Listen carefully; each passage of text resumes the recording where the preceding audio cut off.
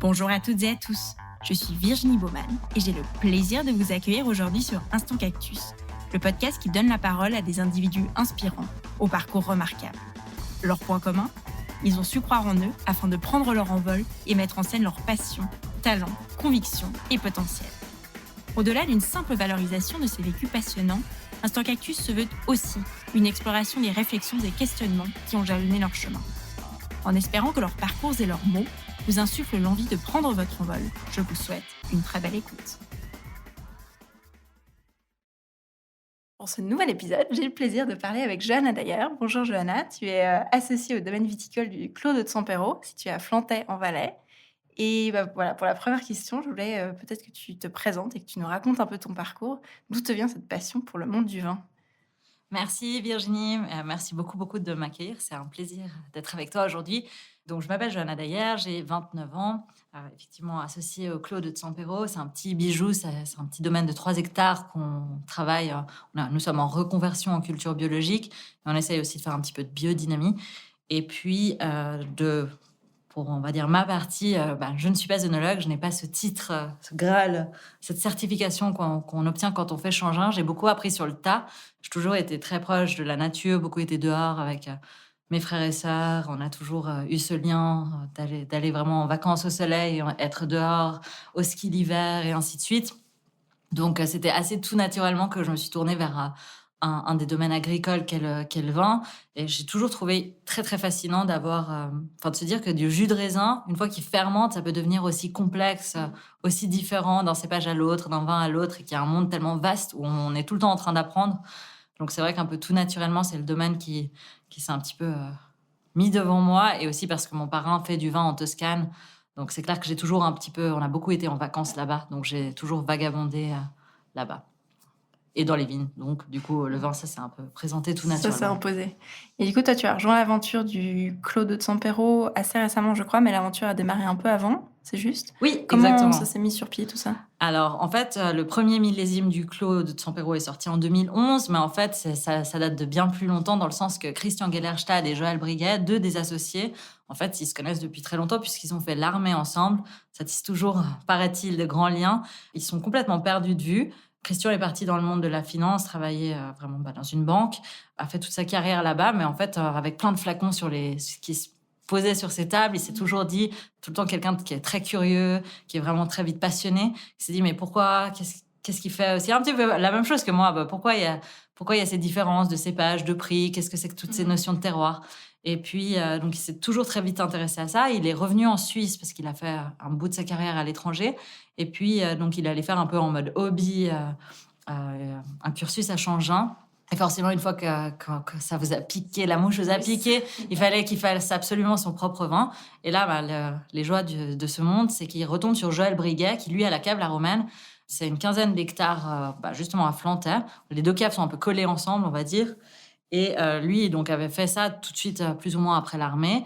Et ils se sont retrouvés. Et là, c'est un peu parti sur un délire. Et ils ont commencé à faire ce puzzle géant de reformer, en fait, ce clos pour avoir le Clos de Sampero et de révéler un grand terroir, finalement, avec des cépages indigènes, des cépages qui avaient même totalement disparu du Valais, comme le complétaire et ainsi de suite, des cépages qu'on voit presque plus, comme la Rèze. Donc, s'amuser un peu comme ça. Donc, ils ont joué à ce puzzle et puis ont formé le Clos. Et finalement, après des années de travail, en 2011, ils ont sorti le premier millésime. Et moi, je les ai rejoints qu'il y a 3 ans.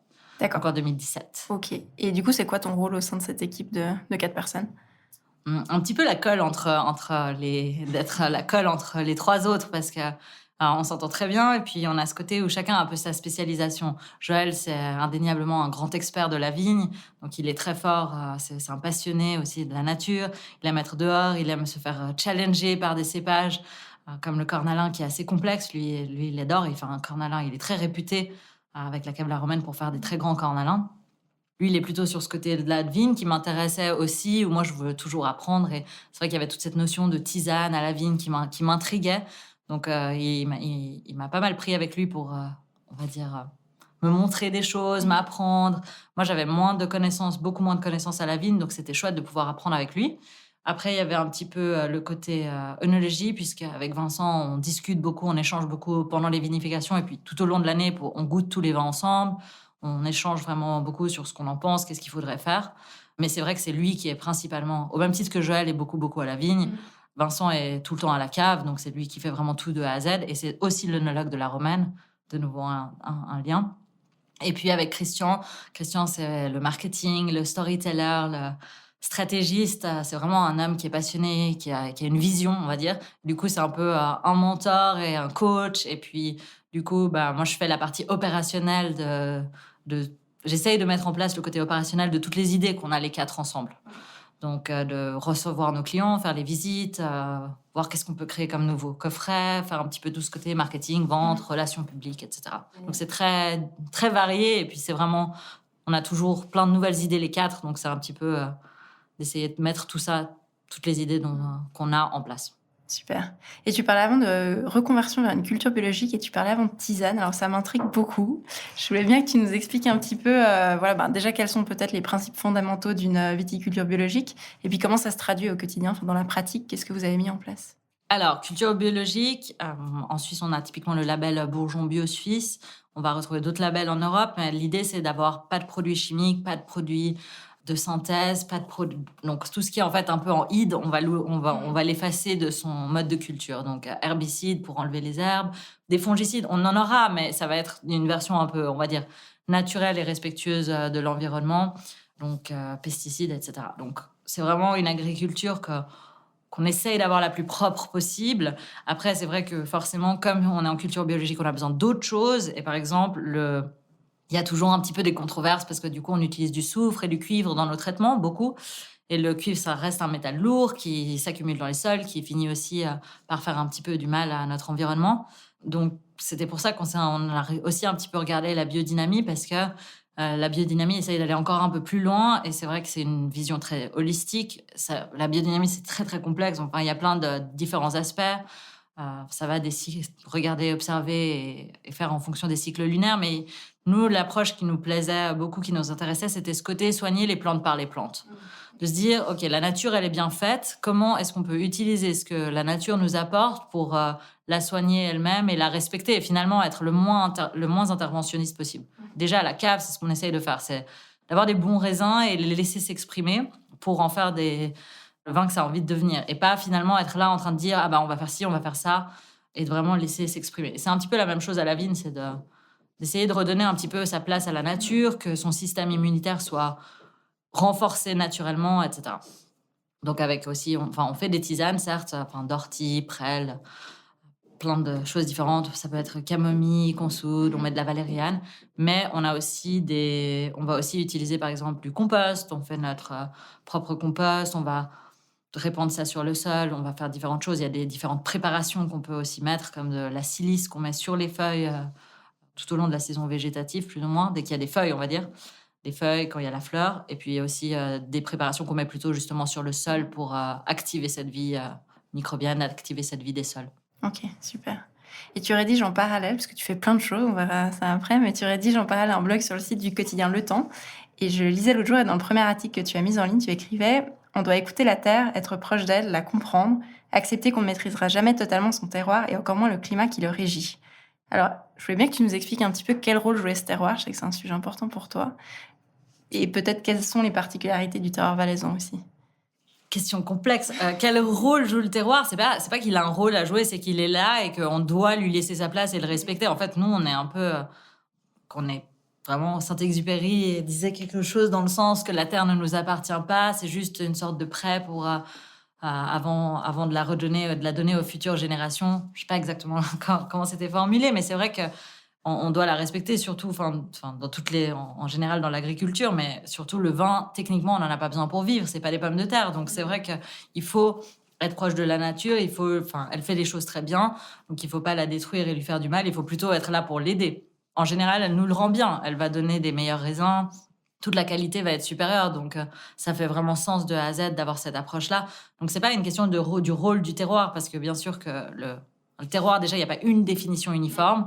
On peut conclure que finalement, c'est une espèce de mélange entre l'altitude, la topographie, le dénivelé, l'exposition au soleil, l'action de l'homme, parce que sans l'homme, il n'y a pas non plus de vin, donc on en a besoin pour éviter que ça se transforme en vinaigre. Mais du coup, le terroir, c'est cette espèce de notion très complexe. Et donc, son rôle, il n'y a pas vraiment de rôle, c'est plutôt comment nous, on utilise ce terroir et comment on l'interprète. On voit toujours un peu, il y a des catégories de gens qui vont être peut-être plus des terroiristes, comme on dit, qui vont vraiment laisser la place à ce que la nature nous donne finalement. Comme je disais avant, de pas trop toucher à la cave, juste laisser les raisins s'exprimer. Et il y a d'autres qui vont être plutôt, on va dire, plutôt sur le côté winemaker. Ce côté, finalement, on entend dans le mot winemaker, il y a faiseur de vin, faire le vin. Et là, on est vraiment en train de toucher finalement à ces raisins pour apporter plein de barriques ou d'utiliser des additifs et des choses. Et puis, dans ce cas, effectivement, on transforme le vin et c'est plus le produit brut de la terre et de la nature. Et nous, c'est vrai que, en tout cas, dans mon approche, c'est vrai que c'est ce côté de plutôt révéler ce que la terre, elle veut dire à un endroit. Il y a des sols extraordinaires. Il y a des sols en Valais, on a déjà une diversité énorme. Mais c'est vrai que si on regarde, je sais pas, en Sicile, on a l'Etna, donc on est sur un sol volcanique. Ça donne toujours ce côté, hier pour une révision, j'ai goûté la Tenuta delle Terre Nere, c'est un Nerello mascalese, c'est un cépage indigène de Sicile. Ça pousse sur sol volcanique et c'est ultra fumé, chaque fois. Et ça avait un vrai marqueur, on peut le reconnaître à l'aveugle par ça. Et c'est ça qui est génial, parce qu'on retrouve... le terroir va au-delà du cépage, finalement, il s'exprime à travers un cépage. Et c'est ça qui est génial. Et en Valais, on a plein de différents terroirs. Donc, si on peut les isoler, puis essayer de montrer qu'est-ce que ça donne à Fuy, justement, pour la petite Arvine, c'est fantastique. On a du granit aussi, qu'on retrouve dans d'autres parties du monde, qu'on a, par exemple, dans le Beaujolais. On va dire surtout la zone un peu plus là où on a pas mal de calcaire. Donc, on a ces plateaux calcaires. Mais un même calcaire qui, chez nous, va donner un côté peut-être un peu crayeux, un peu minéral, il va s'exprimer différemment parce qu'il est en altitude, qu'on est à plus de 600 mètres chez nous, par exemple, sur le Clos, qu'on a telle exposition au soleil, qui fait telle chaleur en général, qui a telle pluviométrie en Valais. Enfin, sur la zone de Sierre, on dit que c'est plus de 300 jours par année, donc plus qu'à Alger. Si on regarde la Champagne où il y a du calcaire, on n'a pas du tout... il y aura plus de pluie, donc ça va pas du tout s'exprimer la même chose. C'est pour ça que c'est pas juste une question de terroir et de sol, c'est une question de la combinaison ultra complexe de tous ces facteurs, et c'est ça qui est intéressant dans le vin, parce que on a une énorme diversité et on apprend toujours. Ouais, c'est ça qui fait la subtilité. Exact. Et ton implication pour le terroir au sens large, comme tu me disais, ne s'arrête pas aux mots, puisque tu as aussi rejoint le comité de BioValais et puis tu es membre de l'association romande de biodynamie. Alors je voulais te demander, vu que tu es super impliqué sur ces sujets, quels étaient les enjeux que tu observais? On a des enjeux dans le sens où il y a des vraies problématiques aujourd'hui auxquelles on doit répondre. On va pas refaire la roue, mais tout ce qui est réchauffement climatique et autres. Et c'est vrai qu'il faut pouvoir y répondre de nouveau avec des manières, où on redonne la place à la nature et que finalement on voit que la nature, si on lui redonne sa place, elle fait les choses correctement. Donc c'est ça qui est assez intéressant de se dire, OK, à la place d'utiliser un produit X pour pallier à ça, ou utiliser de l'irrigation parce qu'il n'y a plus assez d'eau, parce qu'il fait plus sec, quelle est une autre alternative pour garder l'humidité qu'on a dans les sols, le peu d'humidité qu'on aurait dans les sols au lieu d'irriguer? Peut-être on peut mettre un paillage, donc mettre vraiment de la paille.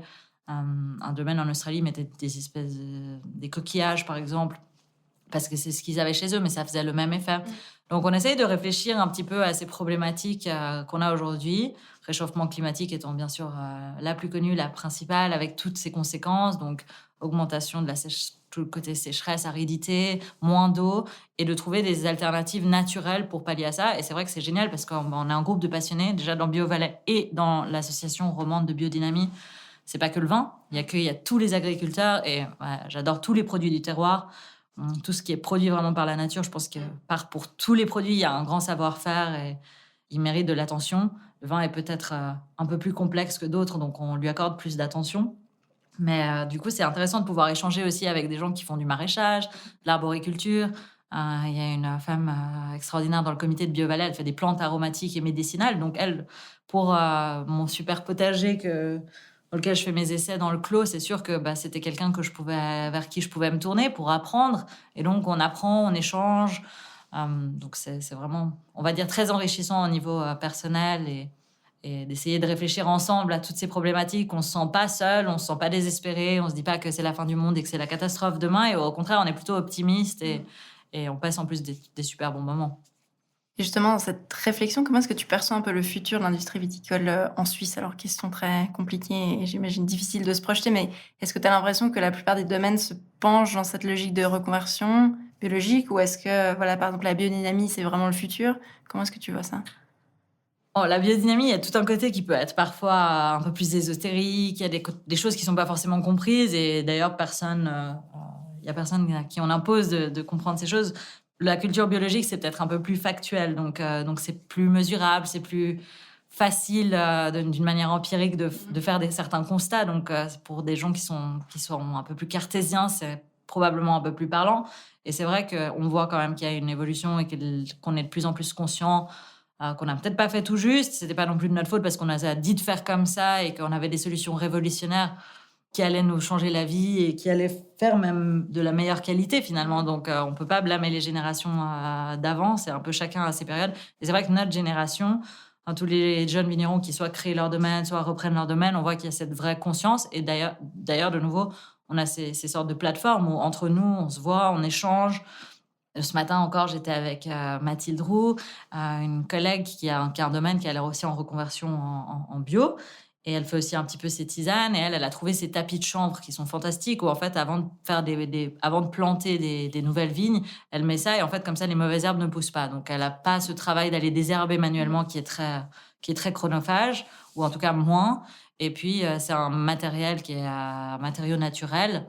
Et donc, de nouveau, d'avoir ces groupes où on peut discuter de ça et puis se dire, bah, tiens, j'en ai peut-être un peu plus, je t'en prête. C'est ça il y a cette vraie dynamique. Donc, il y a quand même il y a une grosse conscience et c'est bien. L'idée, c'est pas forcément, oh, il faut être en bio et avoir un label. C'est vraiment plutôt d'avoir une réflexion, de se dire, qu'est-ce que je peux faire pour avoir l'agriculture la plus propre? Et comme je disais, des fois, dans le bio, il y a quand même des choses qui sont pas forcément idéal aujourd'hui. Donc, il faut toujours trouver un peu ce juste milieu, cet équilibre. J'imagine que c'est une sorte de compromis. Et du coup, le futur du Valais, le futur de ces vins, c'est un peu compliqué. On va dire qu'il faut être optimiste. Il y a de plus en plus de qualité, de plus en plus de grands vins. Grand vin, c'est très subjectif, mais tout le monde, en tout cas, essaye de faire de mieux en mieux. Et je pense qu'on a vraiment plus à rougir des terroirs autour de nous parce qu'on fait des très, très belles choses. Et on a une énorme diversité, surtout. On a un petit pays, 15 000 hectares, c'est la taille de l'Alsace, pour se donner un repère. Et au final, on a le Tessin, les Grisons, partout où il n'y a que des cépages différents et du coup plein de vins différents dans un aussi petit pays. On a de la chance, c'est un vrai laboratoire gustatif. Effectivement. Je voulais te demander, parce qu'avant tu parlais du facteur humain qui était super important et les corps de métier, je ne vais pas tous les citer, mais voilà, autour du vin sont nombreux, vignerons comme tu disais avant, même tonneliers, encaveurs, œnologues, sommeliers pour ne pas les citer. Tout ce petit monde-là est animé de la même passion qui est la tienne et en 2019, justement, tu as donné un TED Talk à Fribourg sur ce sujet-là, le vin, un catalyseur de passion. Alors, je voulais te demander en quoi le vin, d'après toi, a cette capacité à fédérer? C'est simplement, je pense, est-ce que tu t'es posé la question en regardant comment ça se passe une soirée chez toi dès que tu poses une bouteille de vin autour de la table? On le voit bien en ce moment avec toutes ces contraintes qu'il y a eu de Covid, de fermeture des restaurants. Bah, ça fait un peu un esprit de tristesse chez certaines personnes parce que finalement, c'est pas le fait du restaurant en tant que tel, c'est le fait qu'il y a un moment qui est rassembleur, on est avec ses amis, on passe un bon moment, et puis bien sûr, on va pas le nier. C'est sûr que c'est un produit de l'agriculture qui est intéressant, mais surtout, il y a de l'alcool, donc il y a quand même un effet d'ivresse, c'est un lubrifiant social, on se détend, on se lâche, on a un moment qui est super convivial, et puis il y a vraiment différentes, on va dire, étapes pas d'ébriété, mais d'ivresse qui peuvent être euphoriques. Donc, il y a quand même ce côté on passe plus facilement du temps à refaire le monde et à parler pendant des heures dans tous les sens. Et ça, c'est vrai que c'est quand même très propre au vin par rapport à peut-être un alcool qui est plus fort ou ça va être une plus petite quantité, c'est pas sur le même laps de temps. Là, le vin, c'est vrai qu'on peut prendre son temps et passer un moment et donc, ça a ce côté, vraiment de cette notion vraiment de plaisir. Et puis, en plus, c'est accessible à tous parce qu'on croit que c'est compliqué, mais finalement, on peut être très connaisseur et puis débattre sur les petits détails de complexité. Mais à la fin, c'est est-ce que le vin, il est bon ou pas? Et on peut pas du tout parler du vin tout court et juste le boire et l'apprécier, ou même pas forcément l'apprécier, mais c'est ça, c'est que le vin, au final, tout le monde a le droit de boire du vin et d'avoir du plaisir en trouvant ça bon et à son goût.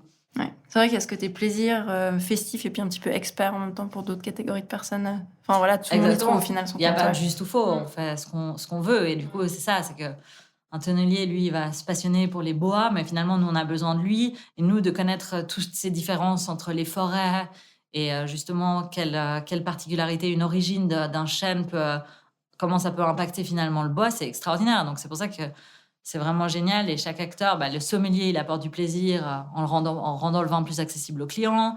Nous, on le fait et comme on est passionné, on essaye de le faire le mieux possible pour que nos clients, de nouveau, ils aient le plus grand plaisir en débouchant une bouteille et ainsi de suite. C'est ça qui est génial, c'est qu'on a tous envie de faire bien pour apporter du bonheur aux gens. Et ça, c'est le côté C'est le gros sympathique. driver derrière. C'est juste un vecteur, le vin. Mais justement, en tant que novice, enfin, je l'entends souvent, et même moi, qui suis une absolue novice, on a parfois l'impression que le monde du vin, c'est complexe à appréhender parce que justement, c'est très subtil et on peut se sentir un peu démuni parfois face à tant de complexité. Parce que, ouais, il y a alors, les cépages, encore, c'est assez simple, mais il y a les assemblages, après, il y a la connaissance des crus, etc. Alors, toi, tu as aussi une casquette d'enseignante. Je veux bien que tu nous dises ça plus en détail, mais je voulais te demander, en fait, quel conseil tu donnerais à quelqu'un comme moi, voilà, un amateur de vin un peu perdu? Alors, je vais vous répondre par une question. Mais enfin, si vous faites un plat de pâtes et que vous testez une sauce au pesto et que il y a plus ou moins d'ail, etc., vous allez vous dire quoi? Vous allez la goûter, vous allez vous dire est-ce que j'aime pas, non? Ou sentir l'odeur d'un fruit et vous dire ça, c'est une odeur qui me plaît, ça, c'est une odeur qui me plaît pas. C'est la même chose. Faut arrêter de voir toujours ce côté mystique et compliqué. Et il faut juste se dire, exactement comme un plat qu'on aurait devant soi, est-ce qu'on l'aime, est-ce qu'on l'apprécie ou pas? Et c'est tout ce qui compte à la fin. Oui, bien sûr, on peut rentrer dans les détails techniques et il faut voir un petit peu ça comme un entonnoir. Au début, si on sait, il y a du vin rouge, du vin blanc et du rosé, et puis il faut juste s'adapter et se faire plaisir. Et c'est vraiment le côté interactif et ludique qui est important dans les cours. Et je commence souvent par ça pour, en tout cas, les cours qui sont pour la clientèle vraiment privée, pour les gens qui font pas des certifications. Simplement sentir des odeurs. Tout le monde est capable d'avoir cette mémoire olfactive, de se dire, moi, je me souviens de l'odeur de café. Je la retrouve dans le vin.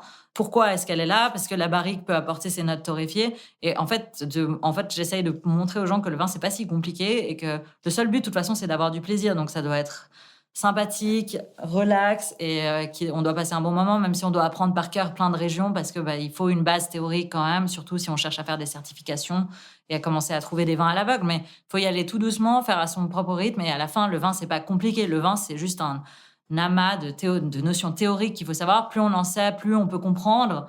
Donc tant mieux, mais on peut avoir tout autant de plaisir sans rien savoir, comme on peut avoir de plus en plus de plaisir parce qu'on est content de savoir tous ces petits détails. Donc, faut vraiment pas se prendre la tête et rester relax et pas se dire que c'est compliqué, au contraire. L'appréhender vraiment comme on goûterait un nouveau fruit et se dire est-ce que je l'aime, est-ce que j'aime pas, ça ressemble un peu à ça et j'ai des notions par rapport à ces arômes que j'ai là sans se dire mon Dieu, il y a tel arôme, est-ce que je le connais ou pas et pas se compliquer la vie. Ouais, puis peut-être pas se laisser impressionner par ou intimider par du vocabulaire. Parce qu'en fait, quand t'as quelqu'un qui est très expert en vin puis qui te vomit que des termes hyper complexes où tu te sens un peu intimidé, c'est vrai qu'on n'ose peut-être pas. Mais après, c'est une question. Oui, mais il y a ce qu'on appelle les wine snobs. Mais il faut pas. Cette génération tend à disparaître. Non, le vin, c'est juste pour avoir du plaisir. Après, tant mieux si on peut se retrouver, discuter et répondre à des questions sur des points plus particuliers. Mais il faut garder cette notion de plaisir, convivialité et simplicité.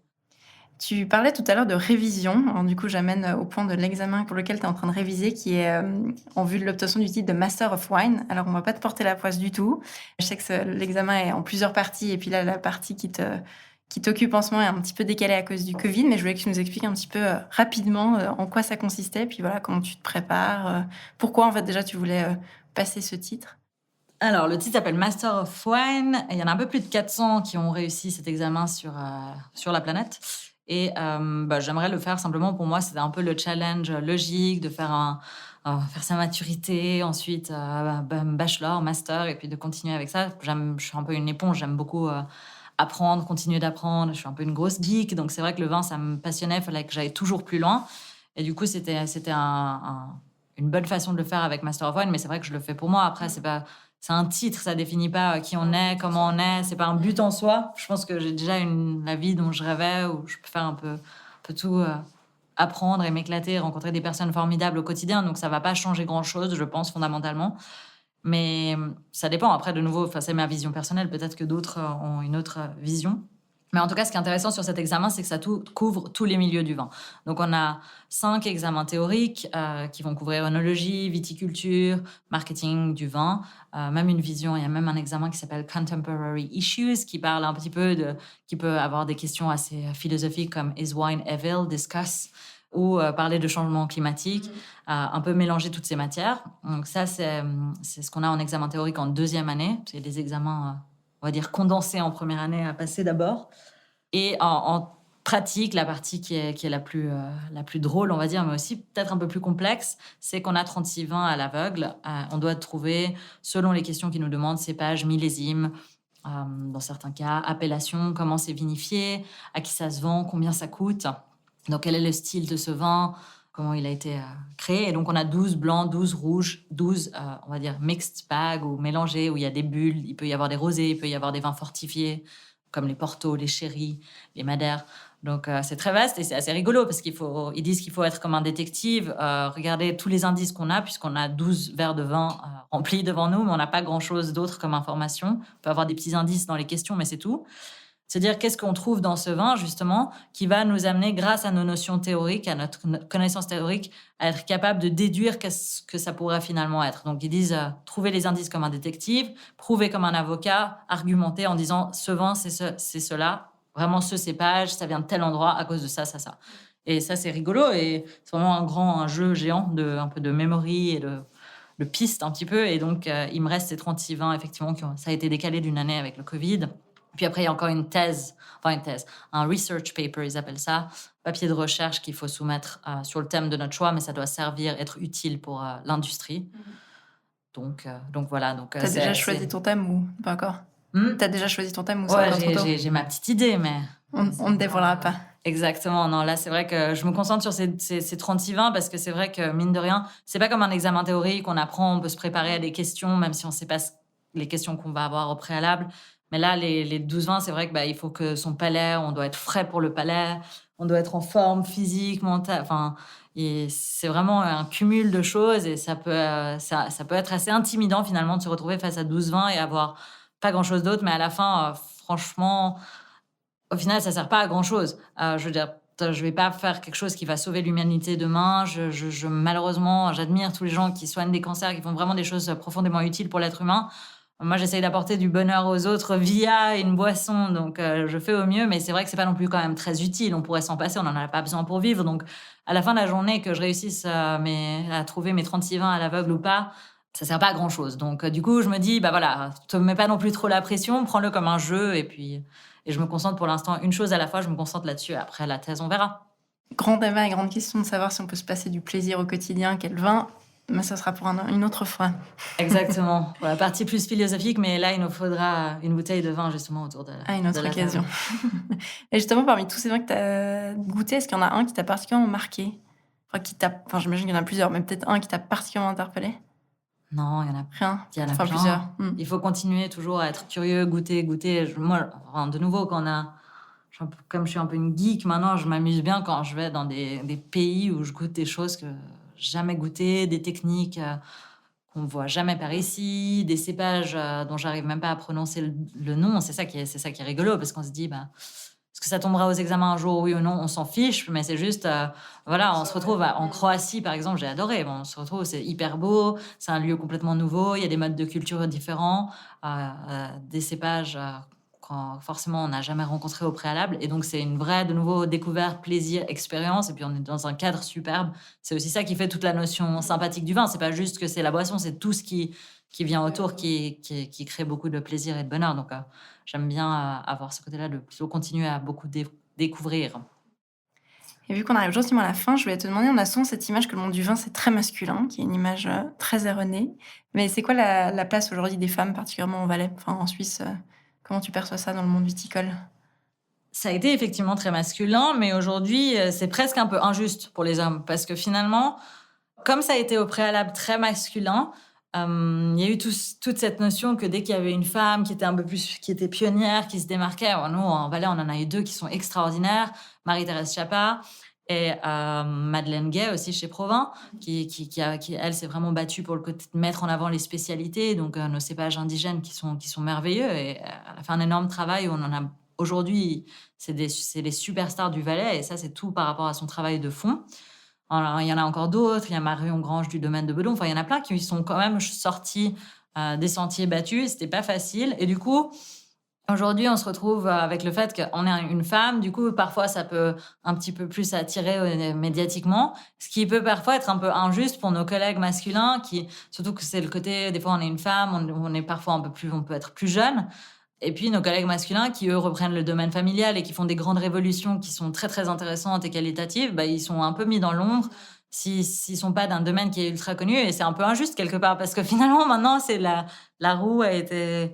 Ouais, le déséquilibre. Ouais, il y a un nouveau déséquilibre finalement. Donc, on a une super belle place, on a de la chance, mais il y a aussi nos collègues confrères masculins qui sont fantastiques, qui font des super vins. Et c'est vrai que c'est toujours ces mêmes discussions, quand on parle par exemple des quotas de femmes, c'est la même chose. Il y a des hommes, il y a des femmes qui font des grands vins. Et puis surtout, généralement, quand on fait du vin, on n'est pas tout seul. Il y a une équipe, il y a des gens qui sont à la vigne.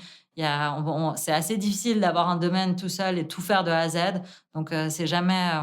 Des fois, il y a clairement un visage qui est plus mis en avant, mais c'est toujours un travail d'équipe, en général, le vin. Donc c'est vrai qu'il ne faut pas non plus les oublier parce qu'ils font un travail fantastique. Donc, on fait le message à l'envers maintenant parce qu'on a eu énormément de chance d'avoir ces retours médiatiques qui, après avoir eu des femmes comme Marie-Thérèse, Madeleine qui se soient battues, d'avoir ce zoom beaucoup plus sur les femmes et finalement...